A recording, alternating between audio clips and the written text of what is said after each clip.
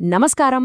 మన ఆండ్రాయిడ్ ఫోన్కి గుండెకాయ లాంటిది ఏది అంటే అది ఖచ్చితంగా గూగుల్ ప్లే స్టోర్. మనం వాడే ప్రతి యాప్కి అదే గేట్వే. అయితే దాని గురించి మనకంతా తెలుసా? ఈ రోజు మనం ప్లే స్టోర్ లోతుల్లోకి వెళ్ళి మన ఫోన్ను ఇంకా స్మార్ట్గా, సేఫ్గా ఎలా వాడుకోవాలో చూద్దాం. ఒక్క క్షణం ఆలోచించండి. మనం రోజు వాడే వాట్సాప్, ఇన్‌స్టాగ్రామ్, రకరకాల గేమ్స్ అసలివన్నీ ఎక్కడ్నుంచొస్తున్నాయి మన ఫోన్లోకి? సమాధానం సింపుల్ అనిపించినా, ఆ సింపుల్ సమాధానం వెనుక మనం తెలుసుకోవాల్సిన చాలా ముఖ్యమైన విషయాలున్నాయన్నమాట. సరే, అయితే ఫస్ట్ అసలు బేసిక్స్ నుంచి మొదలుపెడదాం. ఈ ప్లే స్టోర్ అంటే ఏంటి?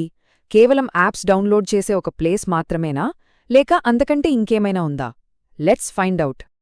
సింపుల్గా చెప్పాలంటే గూగుల్ ప్లే స్టోర్ అనేది మన ఫోన్ కోసమున్న ఒక భారీ డిజిటల్ లైబ్రరీ లాంటిది. అక్కడ పుస్తకాల బదులు లక్షల్లో యాప్స్, గేమ్స్, సినిమాలు ఇంకా ఎన్నో ఉంటాయి. అన్నింటికన్నా ముఖ్యమైన విషయమేంటంటే ఇక్కడున్న ప్రతి ఒక్క యాప్ను గూగుల్ తన ప్లే ప్రొటెక్ట్ అనే టెక్నాలజీతో స్కాన్ చేస్తుంది.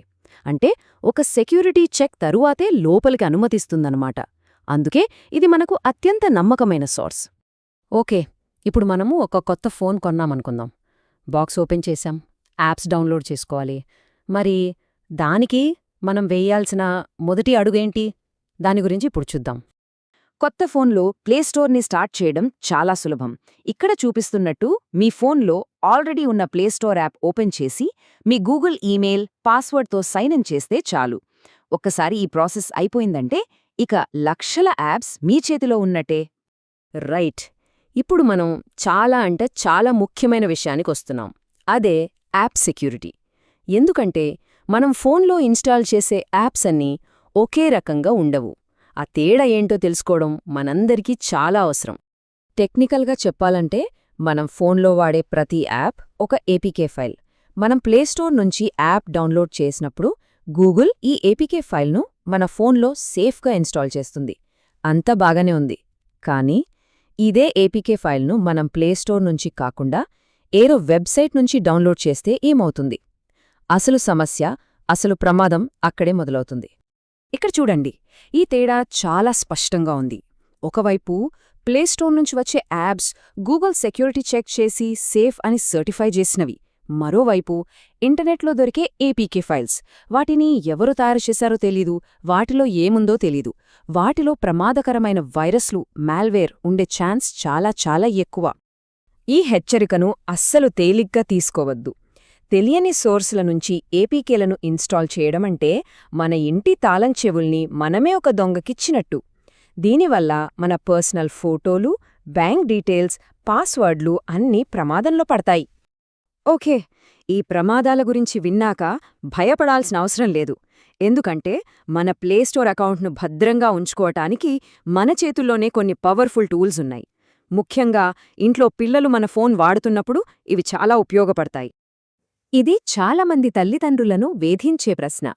మన ఫోన్ పిల్లల చేతికిచ్చినప్పుడు వాళ్ళు గేమ్స్ ఆడుతూ తెలియకుండా ఏవైనా యాప్స్ కొనేస్తే పరిస్థితేంటి? ఇది చాలా ఈజీగా జరిగిపోతుంది. ఎందుకంటే మనం ఏదైనా కొనటం సులభం అవ్వాలని గూగుల్ మన పేమెంట్ డీటెయిల్స్ను సేవ్ చేసి ఉంచుతుంది. ఇక పిల్లలు గేమ్స్ ఆడుతున్నప్పుడు తెలియకుండా ఒక్క బటన్ నొక్కితే చాలు, మన అకౌంట్ నుంచి డబ్బులు కట్టయిపోతాయి. ఈ సమస్యకు ఒక సూపర్ సొల్యూషన్ ఉంది. అదే పేరెంటల్ కంట్రోల్స్.